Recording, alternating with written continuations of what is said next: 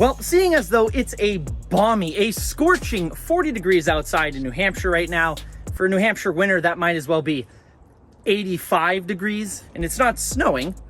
It's 40 degrees, it doesn't snow when it's 40 degrees. But I figured it would be the perfect time to do a quick walk through everything, give you guys an update on what's going on with each car, seeing as though they're all actually here right now. They're all in working order, and they're all in one place in the driveway. Besides two of them, but those are kind of, we're not even gonna really talk about those ones. But first, I'm gonna move everything around, get it all in a line, make it look real pretty, and you guys will get a cold start on everything, which nothing is really impressive for cold starts besides the C5. That's really it. But it sounds really cool.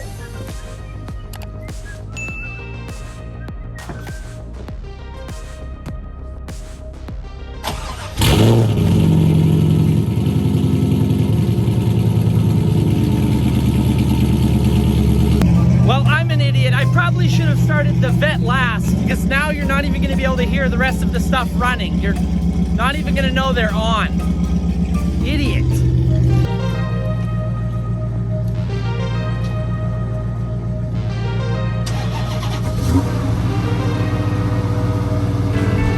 There's no way you can even tell that this thing is on right now. The Vette is stealing all of the attention.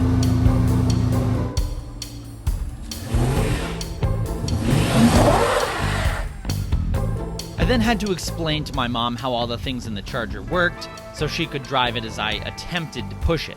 Go ahead.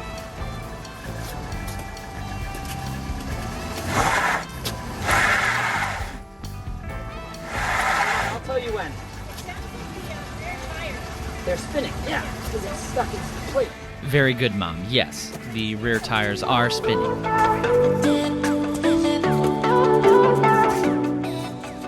Real nice, right on camera, huh? Real nice. You couldn't wait.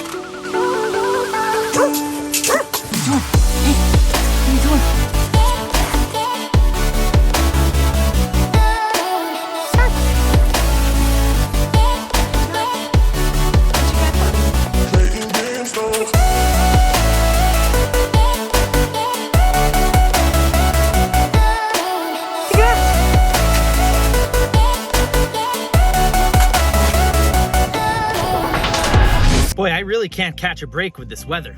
I begin the video by saying it's a beautiful 40-degree day. It's not snowing, it's not cold out. And it starts to freaking rain. This wasn't even on the forecast. This is bullshit. Well, I got the cars all nicely lined up, looking pretty, and now it's raining, and the forecast says that it's gonna last for the rest of the night. So this is great. I'll see you guys tomorrow. Unless it's gonna frickin' rain tomorrow too. 32 minutes later. Well, it looks like the weather's actually holding out now. The sun is out. Welcome to New England weather. So now I'll go over each of the cars, tell you guys what's going on with them, what I have for mods to do to them, what I have to do for like maintenance repair work to each of them, because some do require a little bit of maintenance, and get you guys up to speed on the whole fleet. Now we'll start stuff off with my baby, the most popular car, of course, the C5 Corvette. Now, as you guys know, obviously you can't see it because the car is stupid low, but I put the headers on, the long tube headers and the X-pipe, the catless X-pipe, like 3 months ago now, back in November. And I actually have 2 videos filmed about that, but I'm still waiting to get more shots of the Corvette actually on the road where you can actually hear the exhaust. But unfortunately, the weather's been so crap here. It's either been snowing or it's been 10 degrees outside that I haven't been able to take the car out. And even if it's not like a bad day out, the pavement's still really cold. My tires aren't very good in those conditions, and all the tires do is spin. So it's pointless and it's dangerous. But after doing the long tube headers, I have to remove the air system, I believe it's called, the EGR, the air system from the C5. It's not very hard. There's supposed to be a compressor or something down below the headlight, I believe. Also, don't mind how disgusting the car is. It has to sit outside.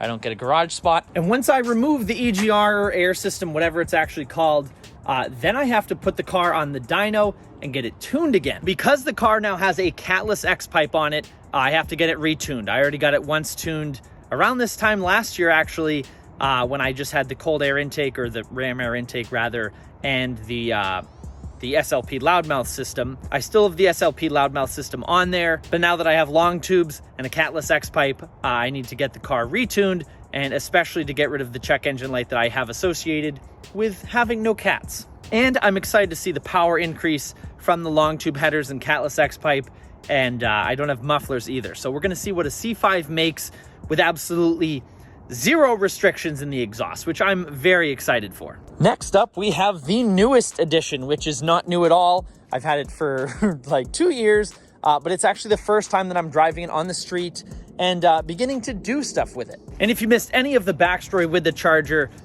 then I just posted a video last week, I believe, when I got it back, and that will get you up to date on what happened and basically how I got this Charger for free, which I will talk to you guys about more in another video on how I bought 3 Chargers and ended up getting this one for free. I'll explain that again in another video, but I'm very excited to start doing stuff with this because this is a Hemi Charger.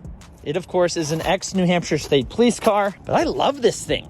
It's the newer body style with whatever you call that swoop indent in there and those swoop indents in there. It's the updated look. It's not the same body style as the other Chargers that I bought and sold already, but it has a Hemi that makes like 368 or 375 horsepower. I'd have to double check. And it's rear wheel drive. And seeing as though I can't take the Corvette out much right now because the weather's been crap, this one I can because it has more than 2 centimeters of ground clearance, and it's got like a nice hybrid. It's like a all-season tire on it. It's very, very fun in the snow, as I found out the night that I brought it home from the shop.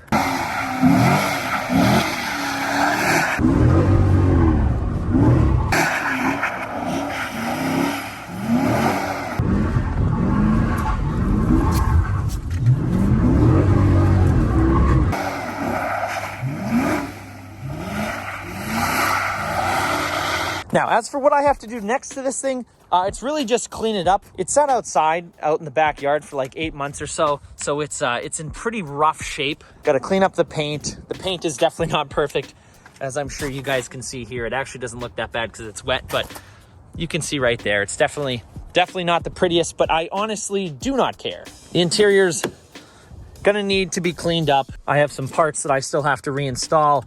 Oh boy, don't worry about those. But this goes in the footwell. I had to disassemble all this when I installed a new gas pedal when we thought that was the problem, when this thing wasn't starting. And then I have to reinstall the back seat and put the fuel pump cover back on. But as for mods for this thing, I'm not sure. I kind of like it the way it sits. I think I'm gonna lower it a little bit. I might try to do lowering springs. I do have a set of exhaust cutouts for this thing because I kind of want to make it a sleeper. I like that it literally looks as it did as a state trooper car, but I think it'd be kind of cool to flick a switch and have it just be completely straight piped, or else maybe I'll just cut the mufflers off in general and have it be constantly loud. But definitely got to get rid of some of that wheel gap.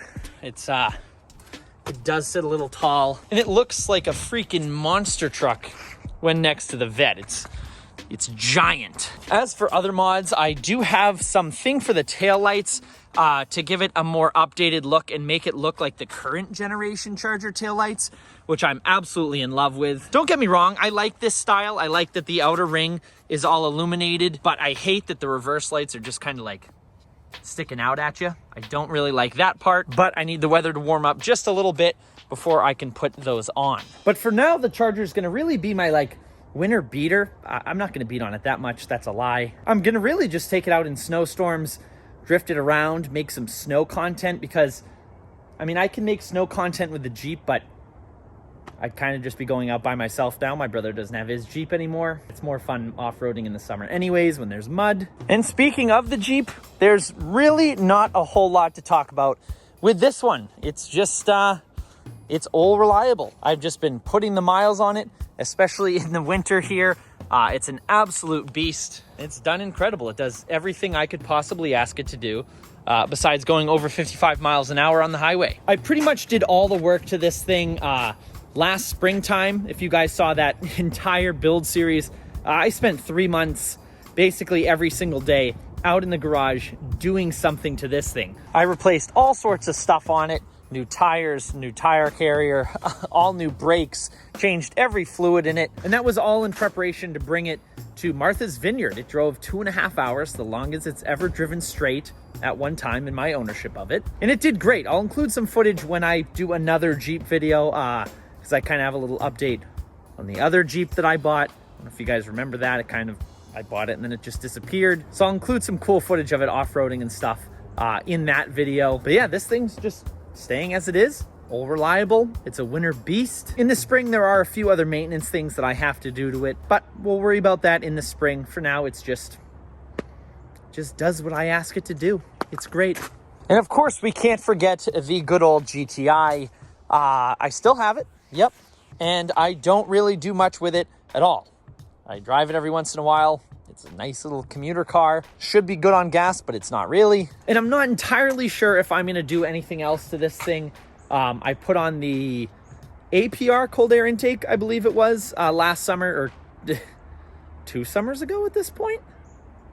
Have I had it that long? I have. Man, I'm getting old. And I'm horrible at remembering things. I have the memory of a small pebble. But anyways, I don't know if I want to mess with this thing too much. I already have reliability issues in some of my cars as it is. And it's nice to have something that starts when it's supposed to and does what it's supposed to do, that can do over 55 miles an hour on the highway. The Jeep is great for that. I'm not complaining about the Jeep, but this one's nice if I have to go any distance. And now we wander out back to the LJ. Yes, the good old LJ, my dream Jeep. Now, my brother and I did a little bit of paint work here. As you can see, the sticker's missing. I had to cut it off to do some paint touch-up on that fender there. This thing is gonna need a new hood. You can't really see it from here. The hood is all screwed up. Looks like it hit everything but the lottery. I don't know if it was in a hailstorm or what, but the hood was all screwed up. And then I replaced this fender. This fender was destroyed when we got this thing. There was no saving it, so I had to throw on a new one. Luckily, I had one because I bought 2 because my other Jeep needed one. And don't mind the bus in the background, okay? Don't even. It's not my bus. But the LJ, I still have a few more things to do to it to get it cleaned up. I don't know what I'm gonna have to do about this rear bumper. It's like they put stickers and then painted over it or something. I have no idea what they did. So it's gonna take a little work to get that sorted out. I might have to repaint the whole bumper, and I'll get the rest of these decals off and stuff. I'm still not entirely sure what the deal is gonna be with the LJ.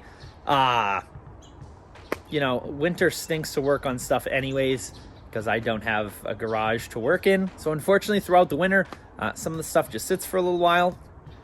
There's nothing I can do. I can't afford a heated garage, so I work on the stuff when it's warm enough. So let me know down in the comment section if there's anything in particular that you guys want to see with any of these cars. If you have any video ideas or mods that you'd like to see on them, because I'm constantly looking for ideas, constantly looking to make new content for you guys. So any video ideas, put them down in the comment section below. And I really hope it warms up more soon so I can actually get the cars out and do more stuff with them, because this weather's kind of been screwing me over here. But I'm going to be taking a trip in the next few weeks. It's kind of a low-key place, but it's very, very popular for supercars and luxury cars and people over the age of 55. Thank you guys for watching. I'll catch you in the next video.